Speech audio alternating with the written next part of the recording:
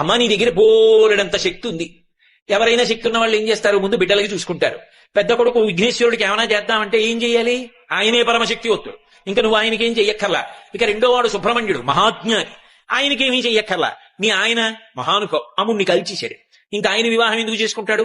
కానీ అలాంటి వాణ్ణి తపస్సు చేసి ఉంచి మెడలో తాళి కట్టించుకోడు, నీది కదా గొప్పతనం. కాబట్టి నువ్వు శంకరుడికి ఏం చేస్తావు నీ శక్తితో, ఏమీ చెయ్యక్కర్లా, ఆయన మహానుభావుడు. మరి నీ శక్తి అంతా ఏం చేస్తావు, పెద్ద కొడుక్కి నువ్వేం చెయ్యక్కర్లా, రెండో వాడికి చెయ్యక్కర్లా, మీ ఆయనకి చెయ్యక్కర్లా, మీ శక్తిని అంతటిని ఏం చేస్తావు అంటే నన్ను వచ్చి అడగక్క. ఎవడైనా వచ్చి ఆవిడ దగ్గర ఇలా వంగితే చాలట, అప్ప ఒక్కడ దొరికాడు రాని ఇవ్వడానికని ఇచ్చేస్తుంది. అమ్మా అప్పుట్ట నువ్వు సంతోషంగా నవ్వుతుంది తప్ప, నా దగ్గర ఉన్నది ఇవ్వడానికి ఇవాళుడు దొరికాడు రా నాకని సంతోషిస్తావమ్మా. కావలసిందల్లా నీ దగ్గరికి వచ్చి నిటారుగా వెదురు బద్దలా నిలబడ్డం కాదు. ఇక ఒక సింహు మహానుభావుడు పరమశివుని యొక్క ఇల్లాలివి. అమ్మా లోకములను కన్న తల్లివి, అపారముగా అనుగ్రహించగలిగినటువంటి జగన్మ